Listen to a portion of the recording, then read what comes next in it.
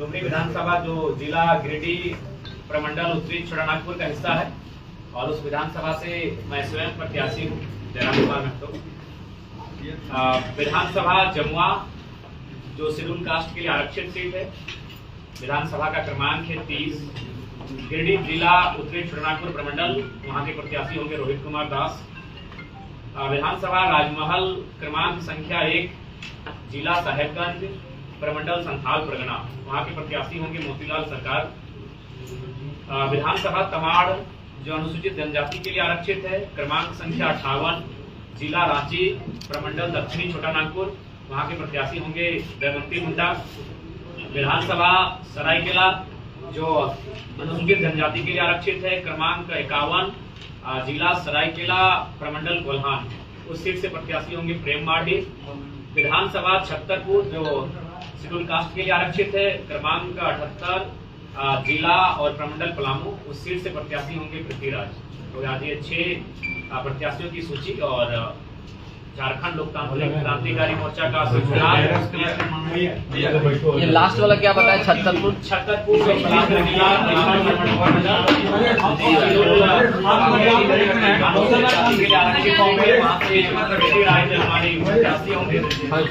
आज झारखंड लोकतांत्रिक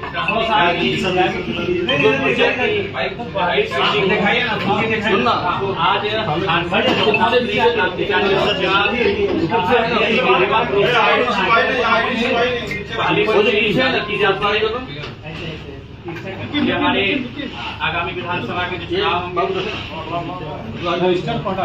विधानसभा चुनाव के प्रत्याशी होंगे। ये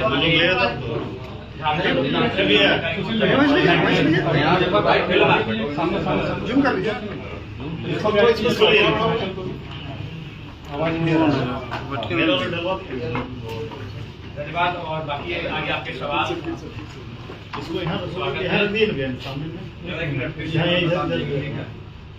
जी पुनः मैं रिपीट कर देना चाहूँगा जी, हमारे 6 प्रत्याशी पहले सूची जारी कर रहे हैं। कल रात ही पारसनाथ की तलहटी में संसदीय बोर्ड और स्क्रीनिंग कमेटी की बैठक बुलाई गई थी और उस बैठक की रायशुमारी और संसदीय बोर्ड के अनुमोदन के बाद हम लोगों ने 6 प्रत्याशी की सूची को जारी करने का निर्णय लिया, जिनमें पहला विधानसभा डुमरी है। डुमरी विधानसभा चुनाव जो गिरिडीह जिला के अंतर्गत आता है, वहाँ मैं स्वयं प्रत्याशी हूँ जयराम कुमार महतो। जमुआ जो गिरिडीह जिला के अंतर्गत आता है, वहाँ के प्रत्याशी रोहित कुमार दास होंगे। राजमहल जो साहेबगंज जिला संथाल परगना की सीट है, वहाँ से प्रत्याशी मोतीलाल सरकार जी होंगे। तमाड़ जो रांची जिला दक्षिणी छोटानागपुर का अंश है, वहाँ के प्रत्याशी दमयंती मुंडा जी होंगे। सरायकेला जो सरायकेला जिला कोल्हान प्रमंडल की सीट है, वहाँ से प्रत्याशी प्रेम माढ़ी जी होंगे। और छतरपुर जो पलामू जिला पलामू प्रमंडल की सीट है, वहाँ से प्रत्याशी पृथ्वीराज होंगे। बाकी आपके सवालों का स्वागत करते हैं। पूरे झारखंड में कितने प्रत्याशी आपको? देखिए दादा, पूरे झारखंड राज्य से लगभग हमें 69 जो सीटें हैं वहाँ से आवेदन मिला है। तो ये तो तय मान के चलिए कि 69 सीटों पर झारखंड लोकतांत्रिक क्रांतिकारी मोर्चा चुनाव लड़ेगी। उसके बाद हम लोग प्रयास कर रहे हैं कि कुछ ऐसे चेहरे जिनकी राजनीति में अच्छी पकड़ हो, अगर वो संपर्क करते हैं तो हम लोग पूरे 81 पे लड़ने की संभावना देख रहे हैं। दूसरे पार्टी से जाएंगे उसको भी आप लोग शामिल कीजिए। देखिए, दूसरे पार्टी से आएंगे नो डाउट शामिल किए जाएंगे, लेकिन उसके लिए हम लोग जो हमारे पूर्व की कमेटी है, वहाँ के जिला अध्यक्ष हैं, तमाम प्रखंड के अध्यक्ष कमेटी बनी है, उनसे एक बार रायशुमारी करेंगे। अगर वे रजामंदी देंगे, वह सहमति देंगे, तभी हम लोग इस विषय पे आगे बढ़ेंगे।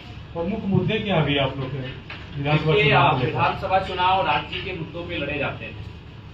लोकसभा का चुनाव पार हो चुका है, लोकसभा का चुनाव देश के मुद्दों पर था, लेकिन देश के मुद्दों के साथ मैंने राज्य के मुद्दों से पूरे देश को परिचय करवाया।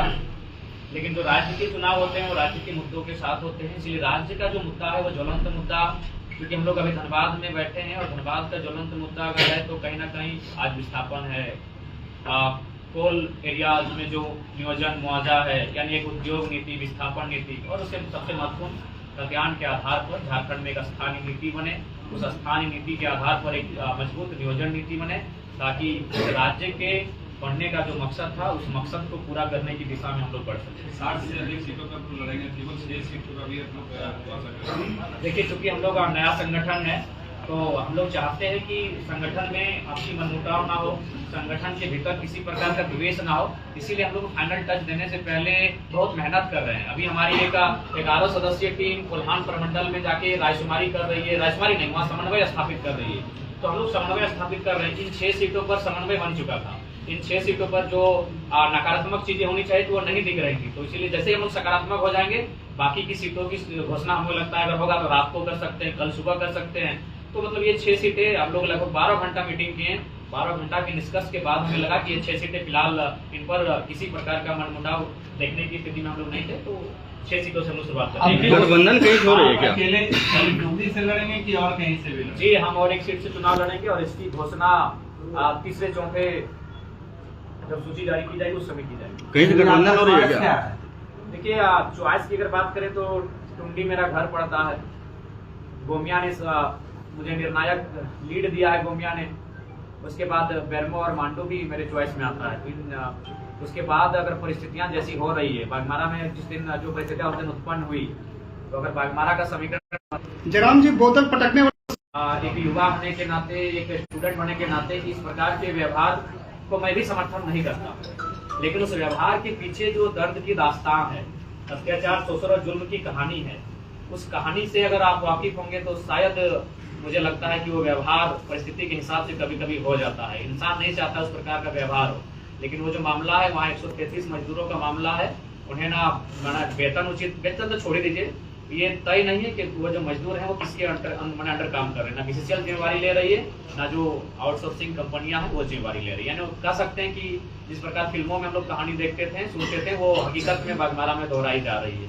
हाल ही में लोकसभा चुनाव पार हुआ है, उसमें आप लोग कहीं ना कहीं आप लोग को हार महसूस हुआ था। अभी विधानसभा चुनाव में देखिए, लोकसभा का चुनाव परिणाम के दृष्टिकोण से बेशक शून्य रहा, लेकिन हमें अपने प्रदर्शन पर गर्व रहा।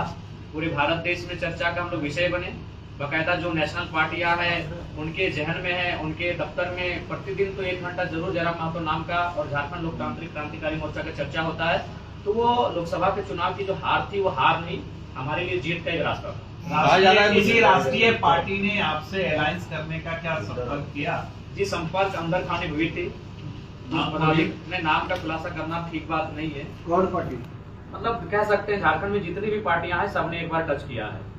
आप किसी के साथ जाइएगा क्या? नहीं, हम लोग किसी भी राजनीतिक दल के साथ नहीं जा रहे हैं, ना ही हमारे संगठन का किसी अन्य दलों की तरह किसी अन्य दल में विलय होने जा रहा है। हम लोग मजबूती के साथ एक होकर झारखंड लोकतांत्रिक मोर्चा के बैनर तले ही चुनाव लड़ेंगे। अंतिम आपको सरकार में अगर निर्णायक में रहते हैं कि आपकी जनों के साथ सरकार बन सकती है, अगर बीजेपी के साथ जाते हैं संपर्क? सबसे पहली बात, मैं तो झारखंड की जनता से बार बार अनुरोध कर रहा हूं कि इस बार 24 वर्षों से आपने सबको मौका दिया, एक बार हम लोग को पूर्ण बहुमत दें ताकि इस राज्य में निष्पक्ष होकर, निडर होकर हम लोग प्रभावी रूप से इस राज्य को चला सकें।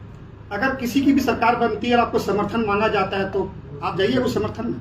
देखिए, ऐसी परिस्थितियां आएंगी तो पहले राज्य की जनता से रायशुमारी की जाएगी, और नहीं तो फिर हम लोग ऑपोजिशन की भूमिका में बैठेंगे। धनबाद से कोई ऐसे कैंडिडेट 2 या 3 जो आप पे जो निर्णय लेना बाकी है, कोई देखिए, धनबाद से 5-6 प्रत्याशियों ने आवेदन दिया है और उनमें से चयन किया जाएगा। या तो अगर किसी पड़ोसी विधानसभा से अगर आवेदन आया है तो रायशुमारी करके उस प्रत्याशी को, लेकिन जिन्होंने आवेदन किया है मान के चलिए उन्हीं में से कोई प्रत्याशी होगा। दूसरे दलों के भी नेता शायद आवेदन किए हैं। देखिए, अगर दूसरे दलों के नेता मान के चले अगर आवेदन किए हैं तो सबसे पहले जो हमारे संगठन के पूर्व से जो जुड़े साथी हैं, अगर वह अपने मीटिंग करके इस बात की रजामंदी देते हैं तो ही हम लोग स्वीकार करेंगे, लेकिन अपने केडर्स को तोड़कर हम लोग किसी भी प्रकार से कोई प्रत्याशी को लॉन्च नहीं करेंगे। धनबाद के सभी 6 विधानसभा से चुनाव लड़िएगा कि पार्टी लड़ेगी चुनाव? सभी 6 जी, हम धनबाद की ही नहीं, उत्तरी छोटा नागपुर की सारी सीटों पे चुनाव लड़ेंगे। उत्तरी छोटा नागपुर 25 की 25 सीटों पे हम लोग चुनाव लड़ेंगे, और बाकी जो प्रमंडल हैं वहाँ संगठन के हिसाब से, आवेदन के हिसाब से, लोगों के फीडबैक के हिसाब से हम लोग चुनाव लड़ेंगे।